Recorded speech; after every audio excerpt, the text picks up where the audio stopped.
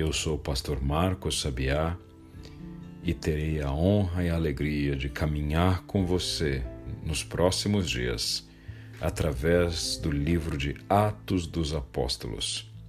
Este livro profundo, riquíssimo, este livro que expressa a graça, o poder e a obra do Senhor Jesus através de seu Santo Espírito enviado pelo Pai, agindo no meio da igreja de forma maravilhosa.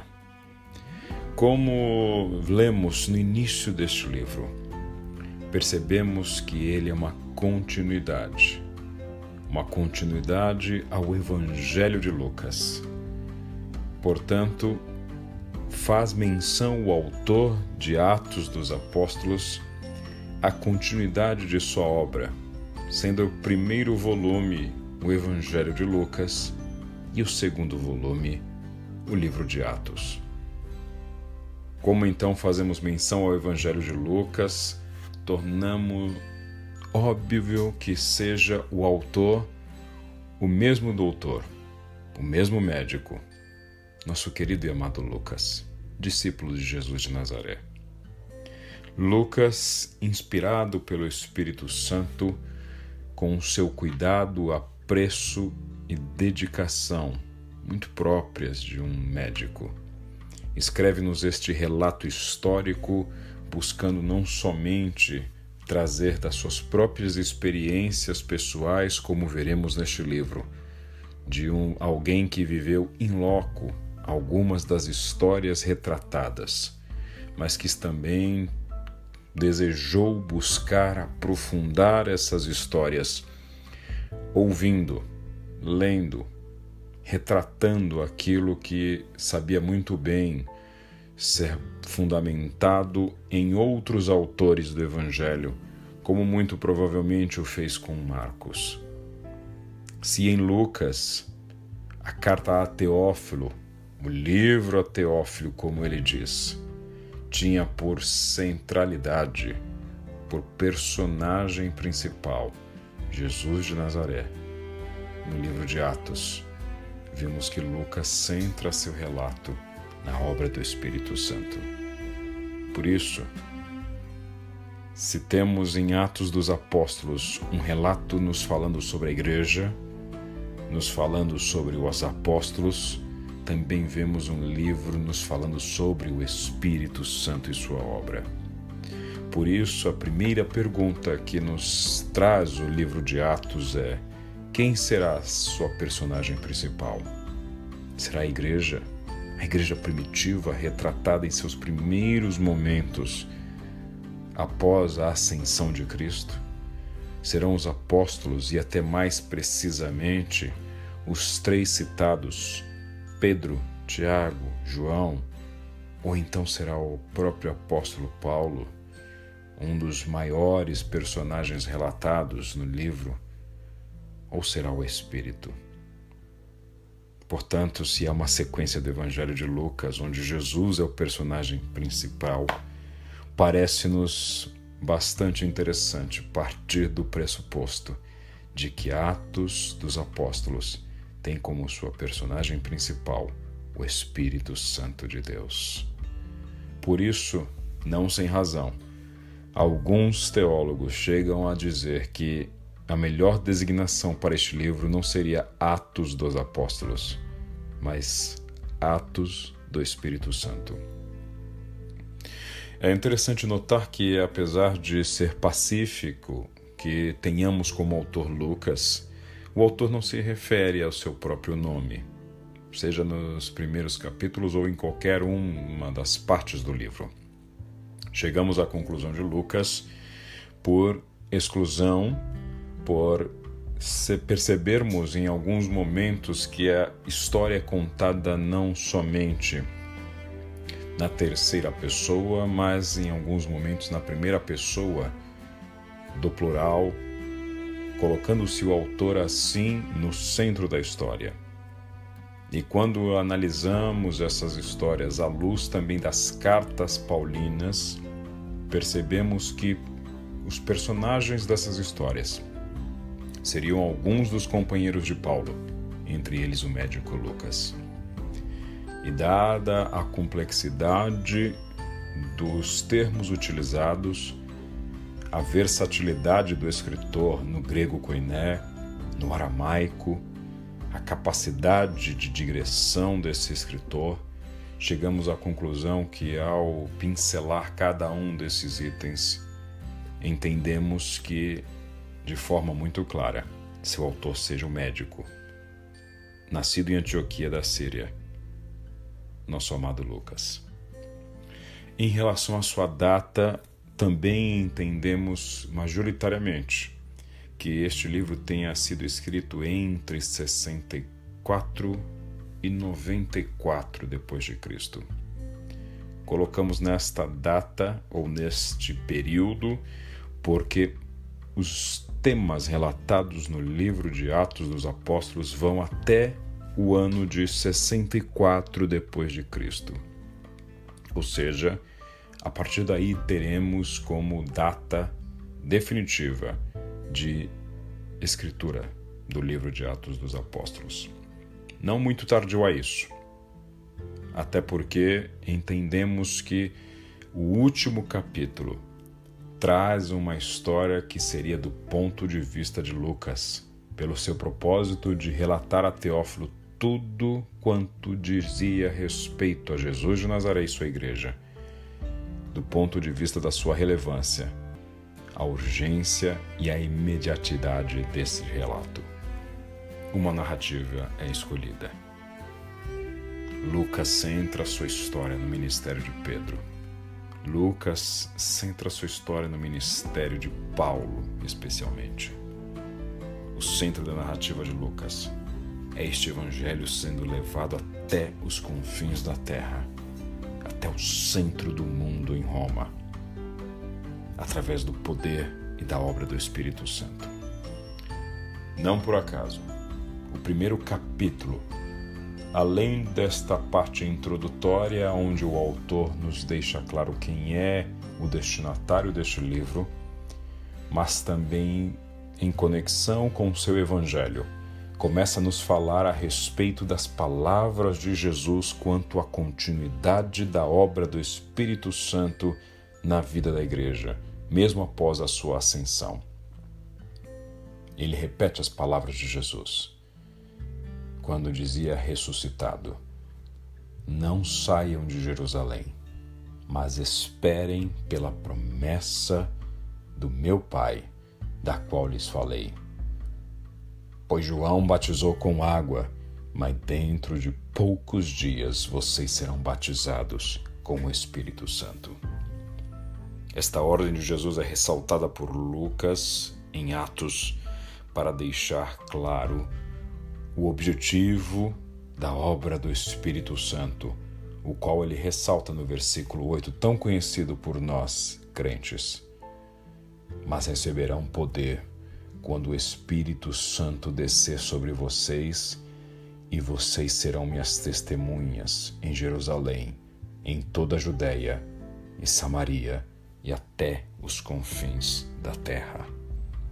Este poder do Espírito Santo não era então para capacitar a igreja a liderar o mundo, não era para capacitar a igreja a subjugar o mundo, não era para preparar o reinado político do Messias, não era para impor a força deste povo de Deus sobre os demais habitantes da terra. Este poder tinha um propósito muito claro, nas palavras de Jesus, para que vocês sejam minhas testemunhas. Interessante notar que, tendo dito isso, Jesus, nas palavras de Lucas, é elevado aos céus. E enquanto eles olhavam, uma nuvem encobriu Jesus da vista deles. E eles ficaram com os olhos fixos no céu enquanto ele subia. No entanto, de repente surge diante dele, desses homens que olhavam para o céu atônitos ao ver um Jesus sendo levado às alturas. Estes dois homens questionam os discípulos seguidores de Jesus.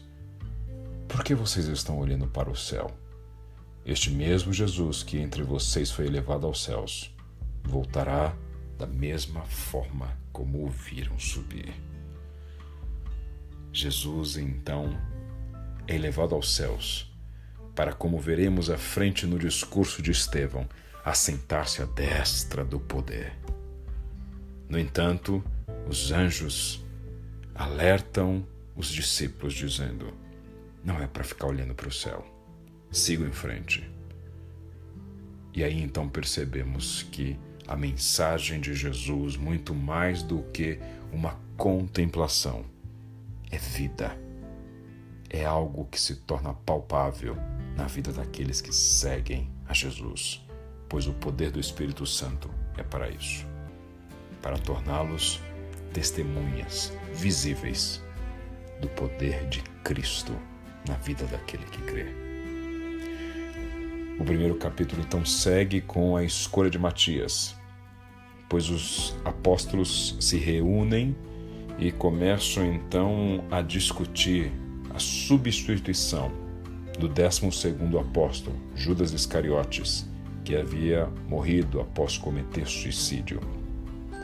E então os apóstolos decidem escolher um 12º apóstolo, de acordo com o argumento deles, para que ele seja com eles testemunha da ressurreição de Cristo.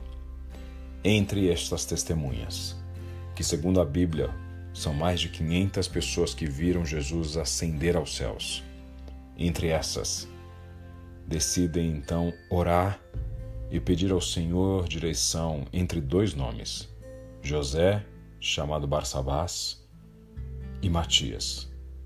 E depois de orarem, o Senhor então escolhe Matias, e este se torna o 12º apóstolo. Seguimos então para o segundo capítulo de Atos.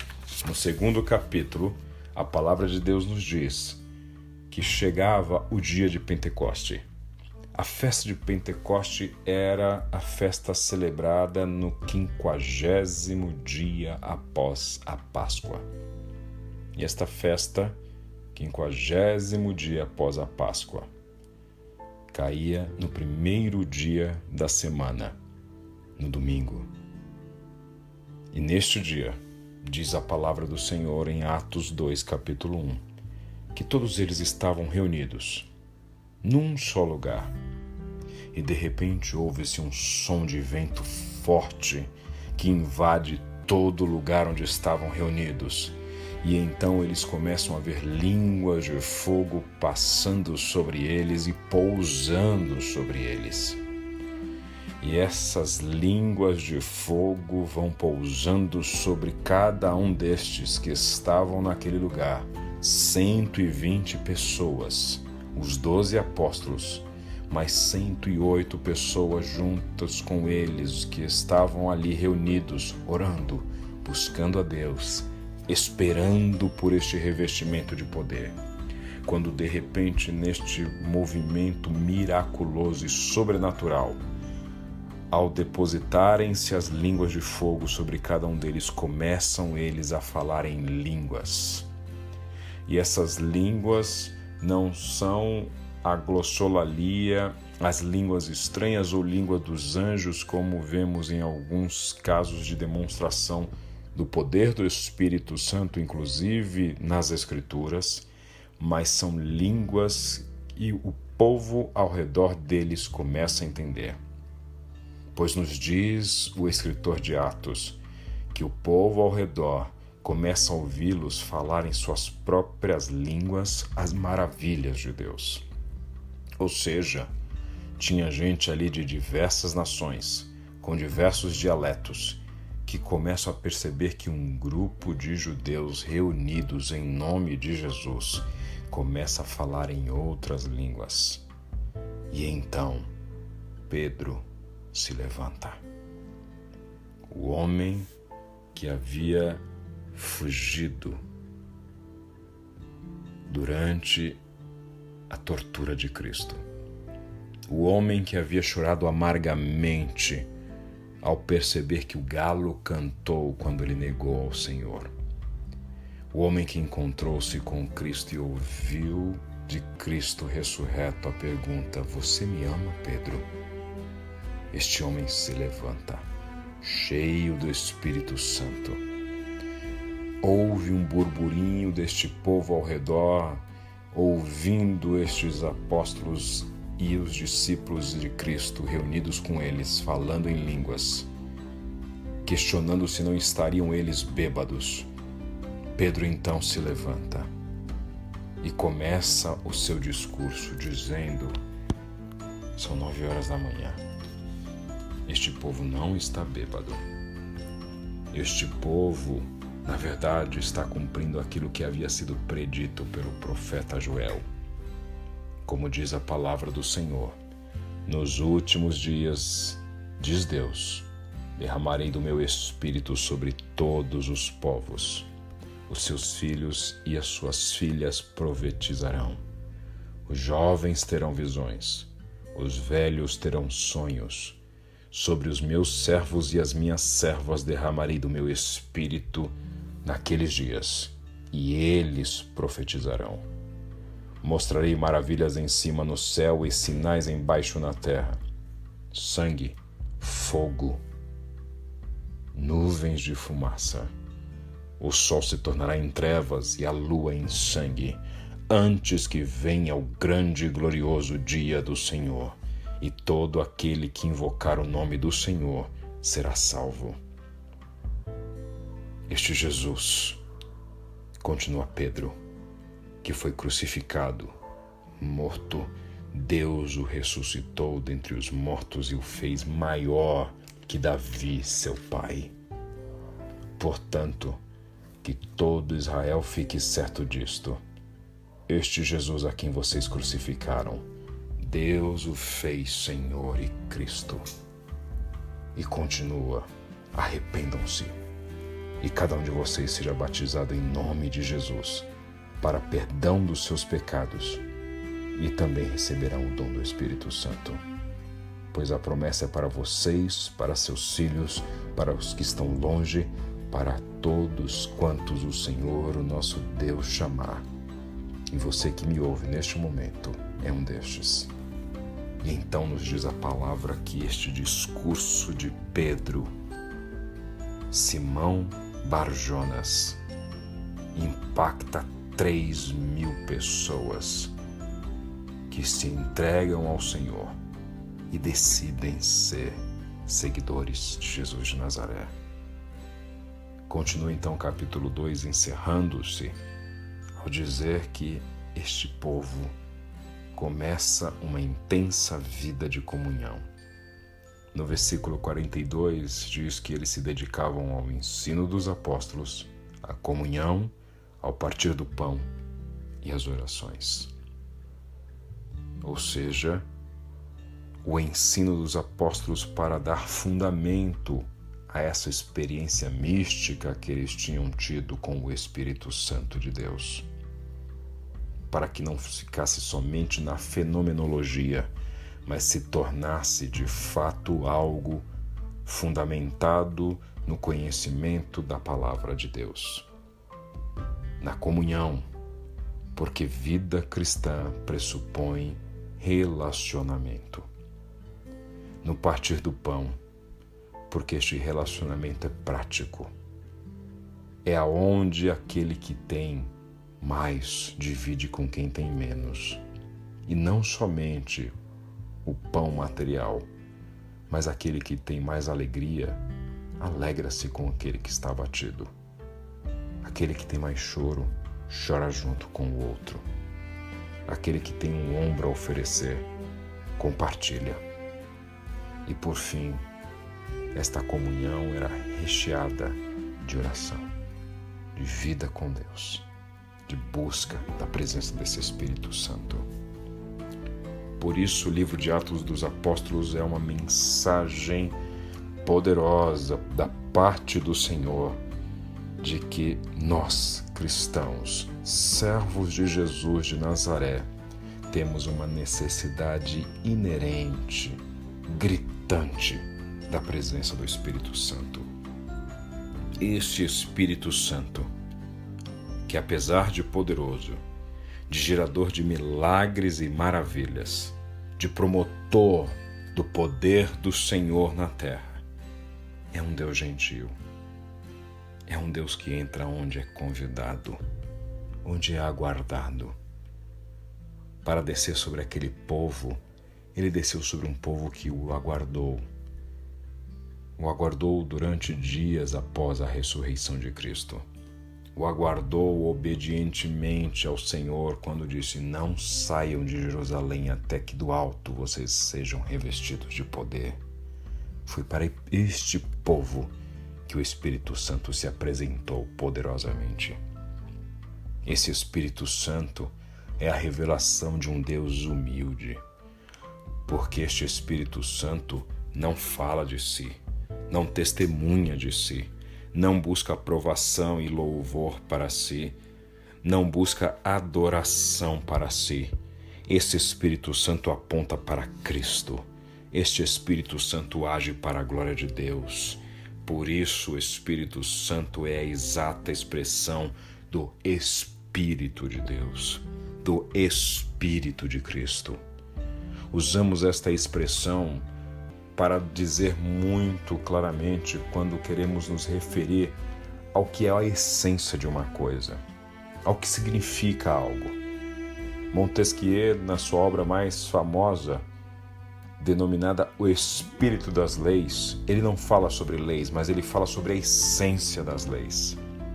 Quando falamos que alguém captou o espírito da coisa, é quando entendemos que aquela pessoa entendeu não os detalhes, mas a parte fulcral, essencial daquilo que estamos falando.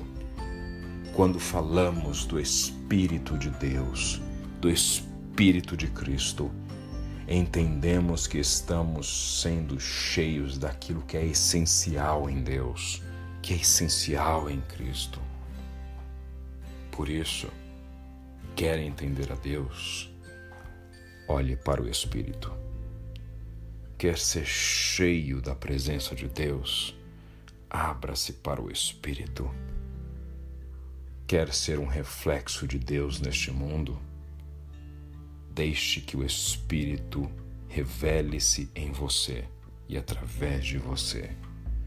Por isso, nós somos tão desesperadamente necessitados do Espírito Santo.